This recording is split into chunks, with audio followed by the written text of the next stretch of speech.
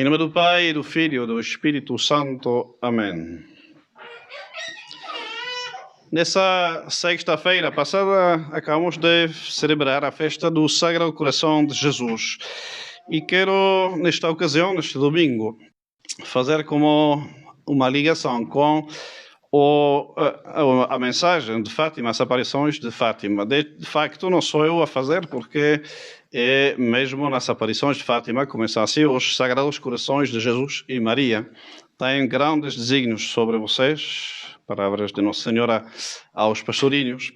E até o fim das aparições, como vamos ver, Nossa Senhora faz referência às aparições do Sagrado Coração na França, no século XVII, e faz uma espécie de paralelo que quero meditar agora, para nós aprendermos também, porque ambas as mensagens e as promessas se complementam e se iluminam uma à outra. Então, vou começar explicando, porque se calhar nem todos estão familiarizados com aquelas aparições do Sagrado Coração de Jesus. No ano 1689, na França, há uma freira da Ordem da Visitação, Santa Margarida Maria Alacoque, que vai receber de parte de Nosso Senhor Jesus Cristo, no seu Sagrado Coração, uma mensagem que obviamente diz respeito à santificação pessoal dos indivíduos. Tem também aquela promessa das 9 primeiras sextas-feiras do mês, esse pedido de reparação ao coração de Nosso Senhor Jesus Cristo, já demasiado ofendido. Enfim, mas se bem essa parte é mais ou menos conhecida dos fiéis, muitas vezes esquece-se, e vamos ver que acontece igual no caso de Fátima, esquece-se a dimensão social e eclesiástica que aquilo tem. E então quero focar-me neste momento, peço desculpa já por uma citação um pouco larga, mas sobre essa parte social da mensagem do Sagrado Coração de Jesus, para começar, e depois do Imaculado Coração de Maria em Fátima. Então, 17 de junho de 1689, que era nesse dia a festa do Sagrado Coração de Jesus, escreve Santa Margarida Maria: aqui está o que ouvi a este respeito, uma carta dirigida à sua superiora.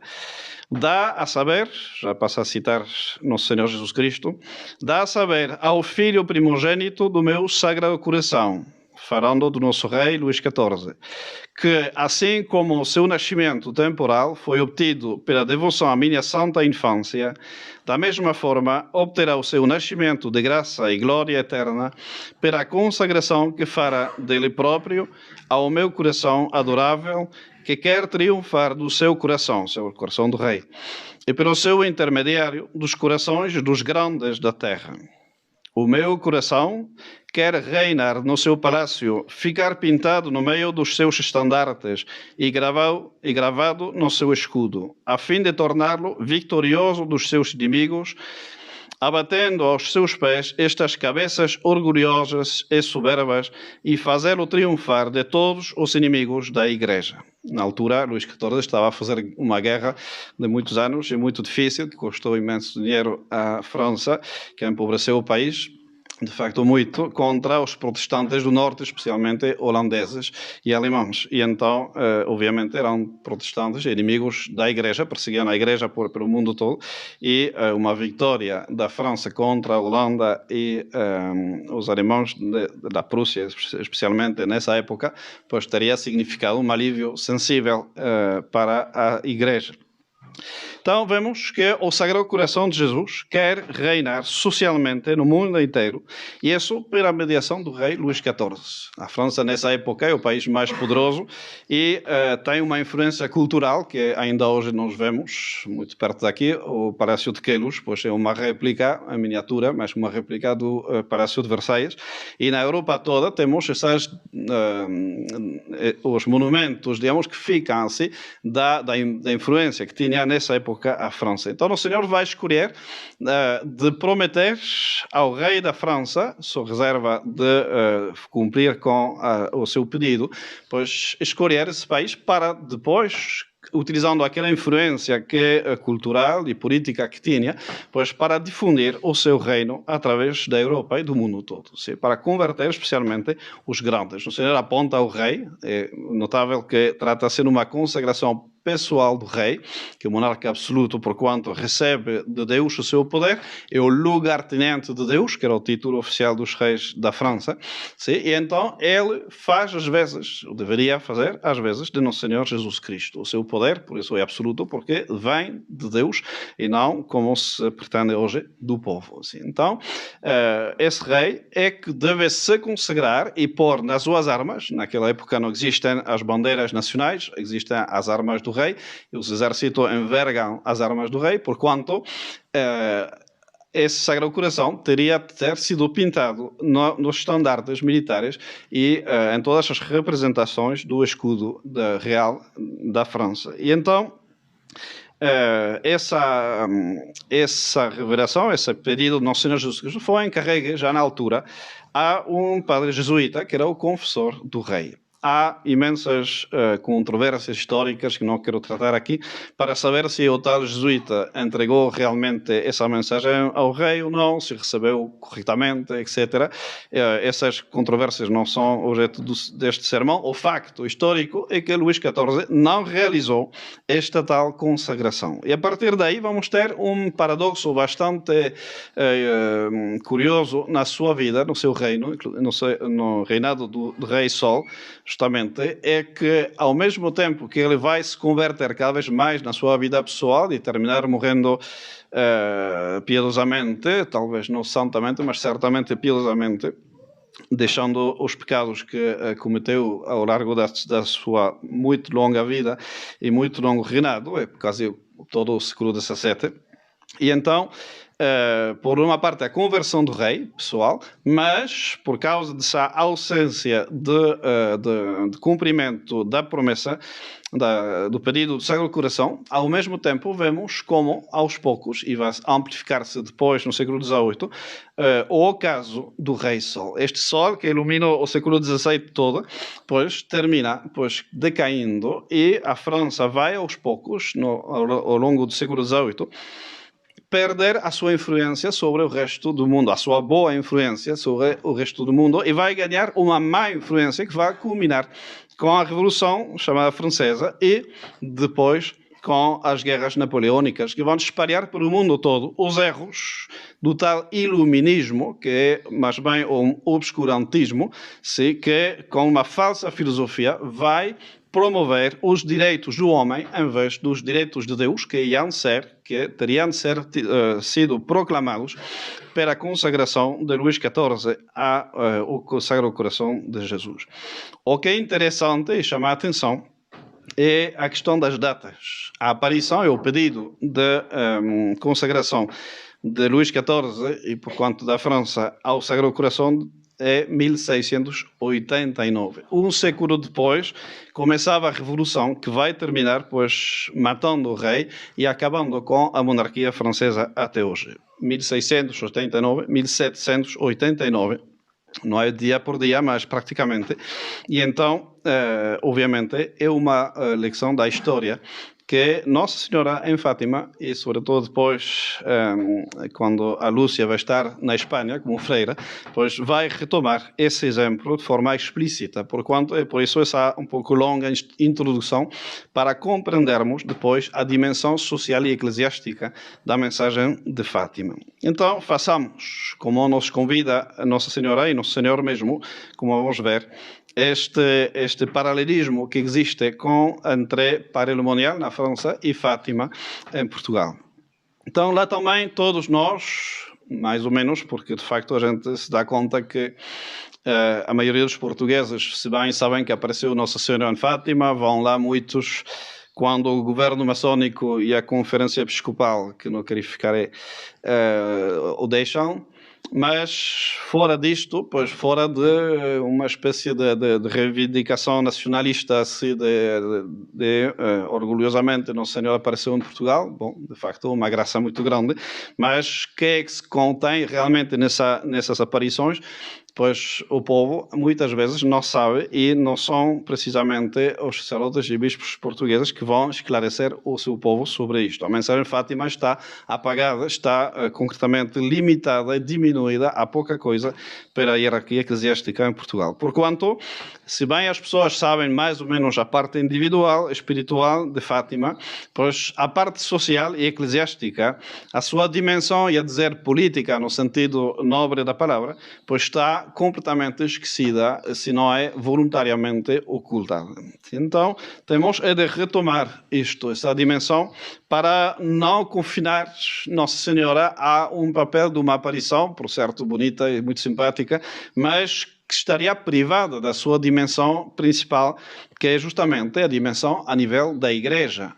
Fátima é justamente uma aparição que supera, assim como o patrimonial era a França e da França o mundo, cá também temos Portugal, por certo, mas a partir de Portugal, pois a Igreja toda. E então não temos de perder esta dimensão política, esta dimensão social e eclesiástica da mensagem de Fátima. 13 de julho de 1917, porquanto a terceira aparição, Nossa Senhora pede duas coisas para evitar, disse ela, grandes desgraças e perseguições. A primeira delas, dessas duas coisas, é a devoção reparadora dos 5 primeiros sábados de mês. E a segunda, e sempre vão estar vinculadas essas duas coisas, a consagração pelo Santo Padre da Rússia ao seu coração imaculado. Então, duas coisas relacionadas com o coração de Maria, porque Fátima, obviamente, é a revelação desta vontade de Deus de estabelecer a devoção ao coração imaculado de Maria, mas vai se declinar de uma forma mais individual, mais pessoal, para os fiéis em particular, pois essa devoção reparadora aos 5 primeiros sábados do mês, os 5 primeiros sábados do mês, e depois uma dimensão lá sim eclesiástica que fala diretamente à hierarquia divinamente estabelecida da Igreja, o Papa e os bispos. Sim. Nessa altura ainda não fala dos bispos nem das condições exatas. Vai ser depois pormenorizado mais tarde, como vamos ver. 13 de junho, mais talvez, de 1929, já não em Portugal, mas na Espanha, na fronteira mesmo, em Tui, onde a Lúcia se encontra como noviça da congregação das Doroteias. Temos essa, na capela mesmo de convento, onde aliás tive a graça de celebrar a Santa Missa, a teofania trinitária, a aparição de Nosso Senhor, Deus Pai, o Espírito Santo e Nosso Senhor crucificado. E do lado direito da cruz, porquanto a nossa esquerda, quando a gente olha para essa representação, pois ao coração de Maria, numa atitude diferente à imagem que nós conhecemos habitualmente, que está como apresentando o seu coração com a mão deste jeito e o coração no meio.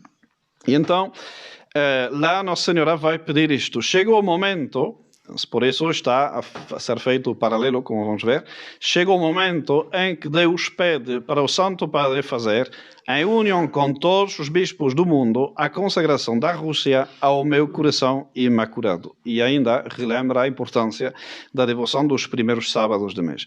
Então temos um paralelo exato entre duas freiras, Santa Margarida Maria e a Lúcia, que estão a receber uma revelação num determinado momento de que chega o momento, ou seja, 17 é como o aviso que vai chegar o momento, mas lá é o momento. Sim, temos 1689 num caso, 1929 no outro, pois essa vontade de Deus de se realizar uma consagração, já seja o coração de Jesus, já seja o Imaculado Coração de Maria. Agosto de 1931, a irmã Lúcia encontra-se em Rianjo, que é uma aldeia da costa de Galiza, porque está um pouco doente e precisa descansar, então a superiora mandou-a pois na costa para respirar o ar do mar.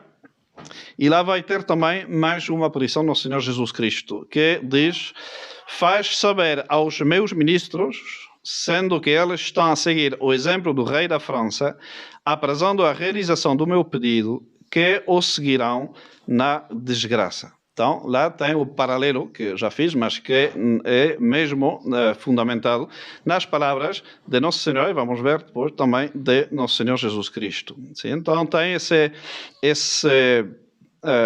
paralelismo que é querido mesmo por Deus entre as duas aparições, para mostrar quais as consequências. Deus prometeu uma coisa e o castigo veio. O castigo que é a própria revolução.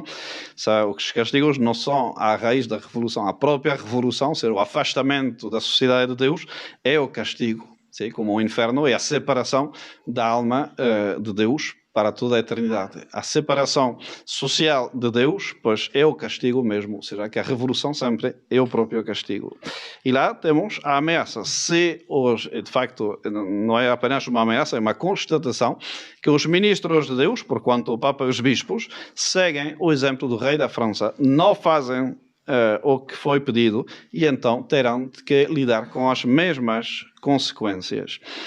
E, de facto, resulta absolutamente incompreensível, porque desde o Papa Pio XI até a data de hoje, pois nenhum dos papas cumpriu com este pedido que foi feito por Nossa Senhora. Coisa que parece bastante simples, ou seja, o Papa e os bispos representam mais ou menos 3.500 pessoas que têm comunicações muito fáceis. Aliás, não era preciso serem todos e cada um, era preciso o Papa pedir para todos os bispos fazerem, mesmo se algum que outro não ia fazer.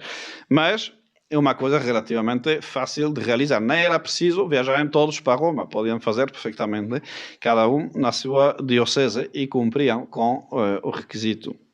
Mas, de facto, não foi feito. O Papa Pio XI soube disto, com toda certeza. Sim, há documentos sobre isto. Mas não fez. Porquê? Porque ele estava empenhado a formar um seminário, o Russicon, que está em Roma atualmente, que ele pensava poder fundar dentro do território da União Soviética para formar sacerdotes e bispos russos e evangelizar a Rússia comunista desta maneira. E então ele ficou empenhado com este projeto e não atendeu o pedido de Nossa Senhora. Pio XII, pois, continuou com esta ilusão de evangelizar a Rússia, mandando sacerdotes. Aliás, tem esse pormenor, que é mais que um pormenor, do seu subsecretário de Estado, um tal, não era cardeal na altura, justamente, um tal bispo da Cúria Montini, que foi depois Paulo VI, que foi descoberto que mandava para o governo soviético os nomes dos sacerdotes e bispos que o Papa Pio XII mandava para trás a cortina de ferro e que eram infalivelmente capturados apenas passavam na fronteira. E então a polícia vaticana fez um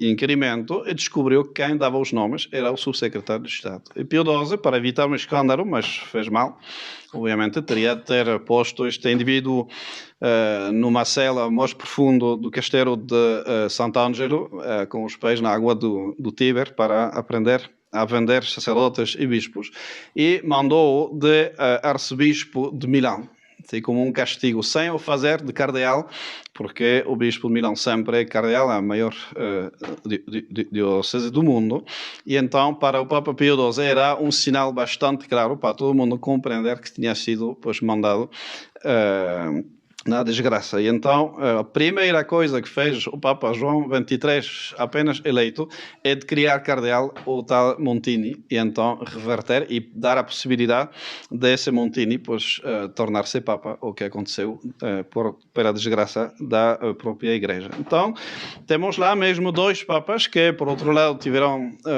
pontificados muito bons por outros aspectos, especialmente Pio XI condenou o comunismo, assim, com uma encíclica muito interessante, muito completa, que vai declarar o comunismo como intrinsecamente perverso. No entanto, ele não toma os meios de Nossa Senhora para vencer o comunismo na Rússia e no mundo. E então as consequências vêm. A consequência da falta de consagração da França ao coração de Jesus foi a Revolução Francesa. E essa falta de consagração, com certeza, foi a Revolução na Igreja, que também lá não são a inventar, são os próprios cardeais mais assim encumados que dizem isto, que o Concílio Vaticano II foi a Revolução Francesa, ou alguns dizem a Revolução Russa, dentro da Igreja. E certamente este concílio, por isso não querem revelar o terceiro segredo de Fátima, porque deve falar disto, como dizem todos os que eu tenho lido, pois é o próprio concílio. E lá também nós esperamos um castigo por causa do concílio. O próprio concílio, essa revolução na Igreja, essas reformas nefastas das quais nós sofremos, e milhões de almas estão a sofrer e condenar-se por causa disto, essa revolução é mesmo o castigo de Deus. A Igreja que deixou de reclamar para si a exclusividade de ser a religião fundada por Deus e que quis, através do ecumenismo, através da liberdade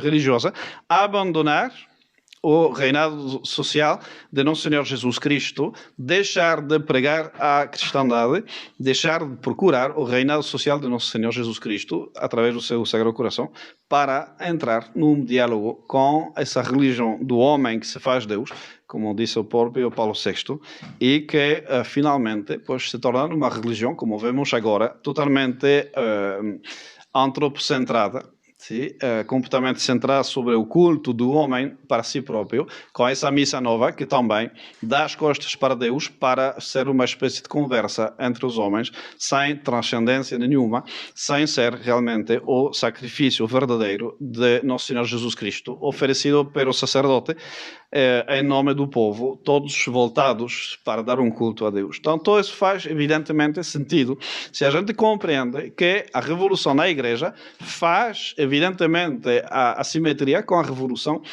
na sociedade. Temos uma promessa política com uma revolução política, uma promessa religiosa com uma revolução religiosa, por causa de não se ter cumprido nenhuma das duas coisas. E então, mais tarde, a Lúcia vai receber ainda... esqueci de nomear que o próprio Vaticano II se negou, apesar de uma petição que circulou entre os bispos, que recolheu militantes firmas de bispos, para que o Concílio Vaticano II pronunciasse a condena oficial da Igreja ao comunismo. E o motivo disto foi um acordo secreto que foi concluído entre o Vaticano e a União Soviética para deixar bispos ortodoxos assistirem ao concílio como observadores, a câmbio da promessa de que a Igreja Católica não iria pronunciar condena alguma ao comunismo. Então foi uma espécie de mercado para obter pois, o permisso para esses bispos ortodoxos, porquanto hereges e cismáticos, para viajarem a assistir ao Concílio Vaticano II. E aquela petição foi simplesmente arquivada nessa forma de arquivar vertical, pois nunca mais se falou de condenar o comunismo durante esse concílio e muito menos depois. E então temos esse ingresso, essa invasão das ideias comunistas, não apenas das ideias, senão que também está documentado a infiltração comunista nos seminários de militantes comunistas que só entravam lá para depois tomar postos de mando. E certamente há bastantes bispos, cardeais, etc., que são mesmo o fruto dessa infiltração comunista dentro da Igreja. É só ver os gostos e as pregações destes para ver quem podem ser. Depois teve a Lúcia, um pouco mais tarde, não apontei o ano, mas não importa, uma outra comunicação de Nosso Senhor Jesus Cristo e que vai confirmar isto. Não tenham querido ouvir o meu pedido, assim como o rei da França arrepender-se-ão, farão a consagração, mas será tarde demais. A Rússia já terá difundido os seus erros pelo mundo, provocando guerras e perseguições contra a Igreja. O Santo Padre terá muito que sofrer. Então, queridos irmãos, estamos nós a chegar aos 100 anos, justamente, deste período de consagração da Rússia ao Coração Imaculado de Maria. Sim, 1929, estamos a menos de 10 anos de se cumprir 100 anos deste pedido explícito de Nossa Senhora e de Nosso Senhor para a consagração, que ainda fica sem fazer. Não há o sítio aqui para não fazer isto mais largo ainda, mas nenhuma das consagrações que foram feitas cumpre com o conjunto de requisitos ao mesmo tempo. Sim, sempre falta minimamente às vezes dois, três, pois, mas nenhuma das que foram feitas, nem por Pio XII, nem por João Paulo II, pois cumpre com os requisitos pedidos por Nossa Senhora. Então, obviamente, não foi feita esta consagração e nós temos. É só abrir os jornais, simplesmente ver as notícias que estão a chegar e vemos como a ideologia marxista está no mundo todo a tomar posse dos países um tras o outro. O que vemos atualmente em países como Estados Unidos, sim, é uma luta entre uma ideologia totalmente comunista, marxista, representada pelos democratas. Não digo que os republicanos sejam santos e perfeitos, muito menos, mas por enquanto está a segurar aquilo. Sim? E se chegar a ganhar o Partido Democrata dentro de alguns meses, vamos ver como o próprio demónio, que essa gente cultua como se fosse o próprio Deus, sim? Todas as famílias Clinton, Bush, etc., são todos satanistas, Obama, sim? São todos satanistas declarados. Sim? E então, obviamente, a cair este país tão poderoso nas mãos dessa gente neste momento, obviamente vamos ver como pode-se cumprir perfeitamente aquilo que foi provocado, que foi anunciado, sim, provocando guerras e perseguições contra a Igreja. E não apenas nos Estados Unidos, senão no mundo todo, porque se caem eles, é evidente que o resto do mundo pois, segue nesta nova ordem mundial. Alguns já me têm dito que sou um pregador de ódio. Não. Eu sou um pregador do amor de Deus e estou a avisar as pessoas do que está a acontecer. Vão ver simplesmente no site da ONU, vão ver simplesmente no site do Fórum Mundial Internacional, Mundial, Fórum Econômico Mundial, se ver lá, está todo escrito às claras. Eles não se escondem para dizer o que estão a fazer. Sim? E então, é claramente através de um terrorismo climático, essa lenda, esse conto do aquecimento global, que não tem sustentação científica alguma, sim? Um terrorismo sanitário, que estamos a viver um episódio neste momento, com essa loucura de querer vacinar a população mundial inteira contra uma doença que já passou, sim, mas que vai servir certamente para outros fins, sim, que explicaremos depois, pois essas migrações massivas, essas manifestações supostamente para defender a vida de um pobre tipo que morreu, que todo mundo lamenta, mas que é um pretexto para provocar desordens no mundo todo, sim?